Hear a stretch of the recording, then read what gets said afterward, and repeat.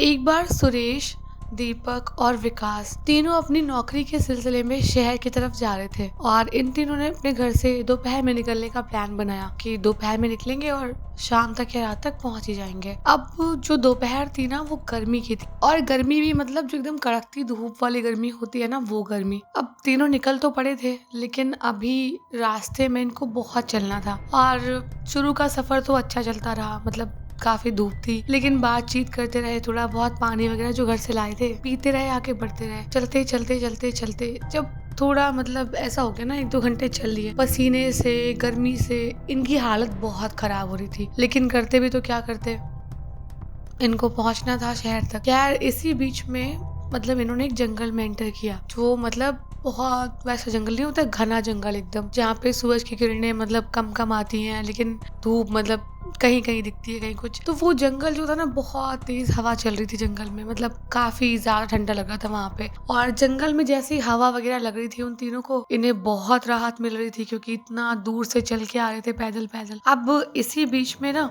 थोड़ा आगे चलते ही सुरेश को दिखा कि थोड़ी दूरी पे एक बहुत बड़ा सा पेड़ लगा हुआ है, जैसे होते नहीं है पुराने पेड़ बरगद के या पीपल के, जो पूरा घेर के एकदम बहुत छाया देते हैं, और नीचे ऐसा बैठने टाइप का बना हुआ था उसपे। तो सुरेश ने बोला कि दोस्तों चलो वहाँ पे चल के आराम कर लेते हैं। तो सुरेश के साथ में जो बाकी 2 दोस्त थे वो भी बहुत ज्यादा थके हुए थे, तो विकास ने बोला कि हाँ चलो यार थोड़ी देर बैठते हैं पेड़ के नीचे, उसके बाद देखेंगे आगे कैसे जाना है। अभी बिल्कुल भी ताकत नहीं है शरीर में, धूप से एकदम जल चुका है पूरा शरीर और इतनी गर्मी लग रही है। अब यही सब बातें करते हुए वो लोग पेड़ के नीचे जाके बैठ गए।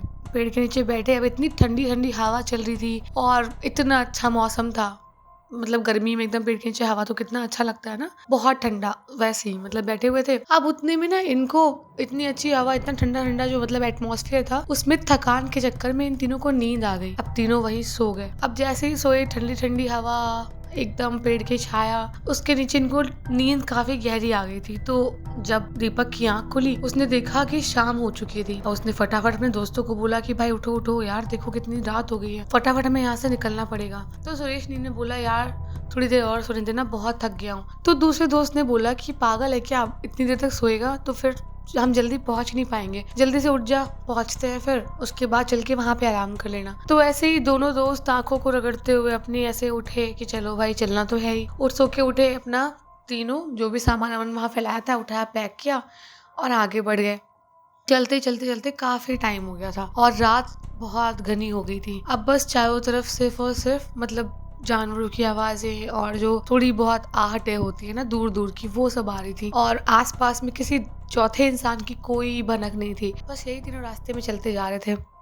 अच्छा उतने में ना थोड़ी दूर पे जो विकास था उसको थोड़ी रोशनी से दिखाई दी। तो विकास ने इन दोनों को बोला कि यार वहाँ देखना, लगता है कुछ रुकने के लिए मिल जाएगा वहाँ पे, वहाँ चलते हैं और फिर थोड़ा टाइम बिताएंगे, सुबह जैसी होगी निकल के अपना शहर की तरफ बढ़ लेंगे। तो उन दोनों को भी ये बात ठीक लगी कि चलो हाँ यार रात तो काफी हो गई है, लेकिन एकदम से ना सुरेश के मन में आया कि नहीं यार एक काम करते हैं, चलते रहते हैं, उसमें जाओगे रुकोगे इससे ज्यादा अच्छा यही होगा कि हम चल के पहुंच जाएं वहां पे। लेकिन विकास और दीपक का माइंड कुछ और गया था, वे दोनों एकदम उसके अगेंस्ट हो गए, बोलने लग गए नहीं नहीं भाई हम जा रहे हैं यार, वहां थोड़ी देर रुकेंगे, बहुत थकान हो गई है ये वो। अब जब 2 दोस्त जा रहे थे तो सुरेश को भी आगे उनके साथ जाना पड़ा। अब जब वो रोशनी के थोड़े पास गए तो उन्होंने देखा एक बहुत बड़ी सी गुफा थी वो, और बहुत ज्यादा लाइट वहां से आ रही थी, मतलब एक उजाला होता ना दिव्य टाइप का उजाला, वैसा उजाला वहां से आ रहा था। अब ये तो दोनों खुश हो गए कि चलो रुकने की व्यवस्था हो गई, लेकिन सुरेश को लगा था कि मतलब कुछ गड़बड़ कहीं तो नहीं हो जाएगी, मतलब रुकने के चक्कर में कहीं जान से हाथ ना धोना पड़ जाए। लेकिन दोनों दोस्त साथ में थे तो उसको इतना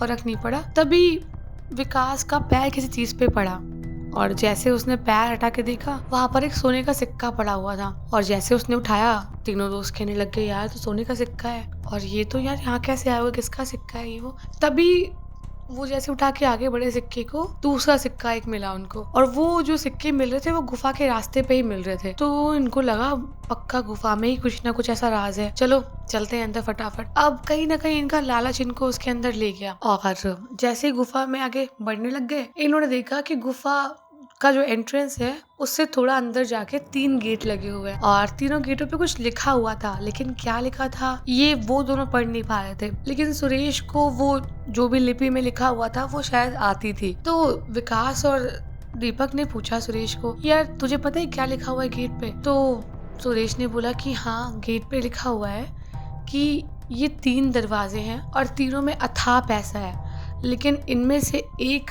दरवाज़ा ऐसा है जो उस खजाने के बाद आपको नरक के गेट पे छोड़ आएगा, मतलब आपको नरक में भेज देगा, और बाकी 2 दरवाजे सेफ हैं। अब इसमें से तुम्हें चुनना है कि कौन सा दरवाज़ा नरक का नहीं है। अगर तुम उसमें गए तो हमेशा के लिए उसी में फंस जाओगे। मतलब मरने के बाद इंसान जाता है ना नरक में गंदे काम करके, लेकिन ये जीते जी नरक में चले जाएंगे। सुरेश ने मतलब ऐसा बताया इन दोनों को। तो वो दोनों दोस्त कहने लग गए, वाह भाई वाह, तुम मतलब हमने तुमसे पूछा तो तुमने सोचा कि हम मतलब बिल्कुल ही गंवा रहे हैं, हमें पता नहीं क्या लिखा हुआ है, तुम कुछ भी बोले जा रहे हो, डराना चाहते हो ना। तो सुरेश ने बोला, नहीं भाई, जो लिखा है मैं सिर्फ वही बता रहा हूँ। खैर वो क्या कहते हैं, काला अक्षर भैंस बराबर ना, मतलब पता कुछ था नहीं और उसकी बात को भी माना नहीं इन्होंने और अपना सोचने लगे कि चलो ठीक है भाई, अंदर जाके देखेंगे। तभी ना पहले दरवाजे से आवाज आई कि मेरे पास आओ, मेरे पास बहुत ज्यादा पैसा है, इतना खजाना है मेरे पास कि तुम भर नहीं पाओगे, मतलब तुम्हारा हाथ पैर जो भी तुम भरोगे जहाँ पे वो कम पड़ जाएगा, खजाना खत्म नहीं होगा। अब थोड़ी देर शांति रही, वो एक दूसरे को देख रहे थे। तभी दूसरे दरवाजे से आवाज आई, तुम इस वाले दरवाजे में आओ और तुम यहाँ देखोगे इतना ज्यादा खजाना और तुम्हें तरह तरह के सोने चांदी हीरे जवाहरात सब मिलेंगे, एक चीज की भी कमी तुम्हें कभी नहीं होगी, तुम्हारी 7 पुश्तें भी अगर खाएंगी तुम्हें कभी कम नहीं पड़ेगा।